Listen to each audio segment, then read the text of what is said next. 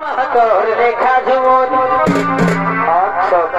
এই গোলাপ মাহাতোর রেখা ঝুমুর যেমন চমুকের হাতে কমল মাহাতোর রেখা ঝুমুর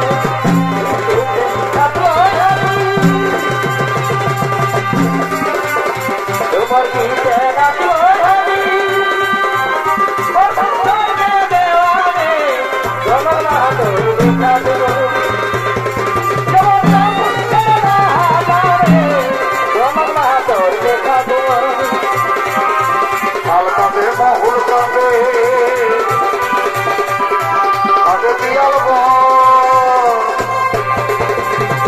অযোধ্যা পাহাড়ে বসে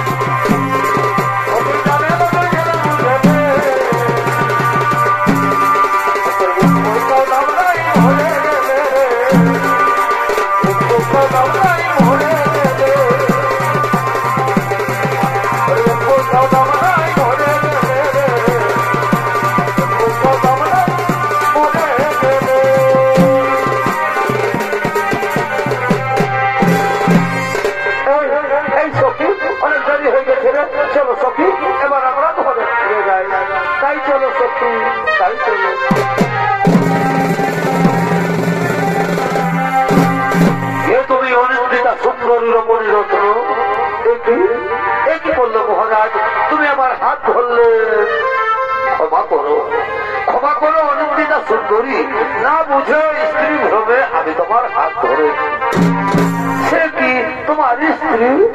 হ্যাঁ আমার স্ত্রী জাহ্নবী। বিবাহের সময় আমি কুখরে অঙ্গীকারে আবদ্ধ হয়েছিলাম যে কোনো দিন তার কোনো কাজে বাধা দেব না। তাই তো ওকে সত্যজাত সপ্তপুত্র গঙ্গার জলে বিসর্জন দিল জাহ্নবী। তারপর যখন আমার অষ্টম জাত সন্তানের জন্ম দিল জাহ্নবী তখন আমি চিৎকার করে বললাম ভিক্ষা দাও রানী, অন্তত একটি সন্তান আমাকে ভিক্ষা দাও। আইনে নিষ্ঠুরা রমণী সে আমার কোনো কথাই শুনলে না, সত্য ভঙ্গের অপরাধ সে কি ছেলে দিয়ে নিরুদ্দেশ হয়ে গেল। হ্যাঁ যাওয়ার সময় শুধু বলে গেল এই গঙ্গা নদীর তীরে আমি নাকি তার দেখা পাবো। তাই তো নিশিদিন উন্মাদের মতো ঘুরতে ঘুরতে তোমার অঙ্গ সংগ্রহে গঙ্গা আকৃষ্ট হয়ে প্রথম ভ্রমে আমি তোমার হাত ধরেছি। ভুল করেছ রাজা, ভুল করেছ। তুমি এক কুমারীর হাত ধরেছ। কুমারী আমি কি বললাম?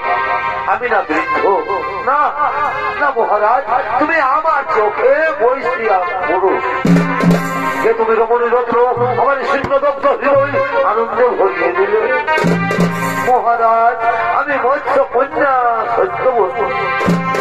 সত্যবতী ভগবানী, আমিও তোমায় বারবার করছি তুমি হবে আমার ভাবি স্ত্রী। আজ আকাশটা কি সুন্দর, কত সিংহ, কি সুন্দর গাছের ডালে ডালে পাখিরা গান গাইছে। মহারাজ তাই আমাকে আনন্দে গাইতে ইচ্ছে করছে। এই হৃদয় সত্যবতী, এই হৃদয় দেখানো যেত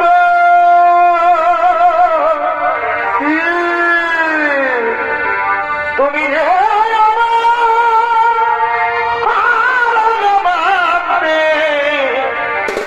সত্যবতী, সে কথা তুমি যদি জানতে কত যে তোমাকে বেশি ভালো,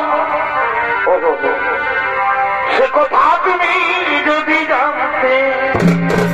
সত্যবতী তুমি যে আমার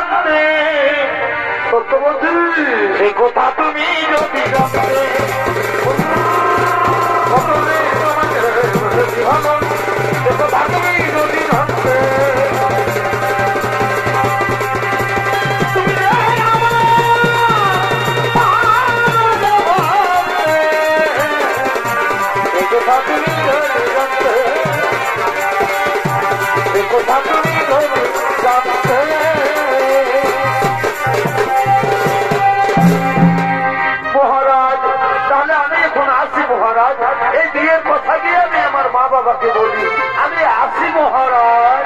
সত্যবতী আসি মহারাজ, সত্যবতী আসি মহারাজ। সত্যবতী চলো।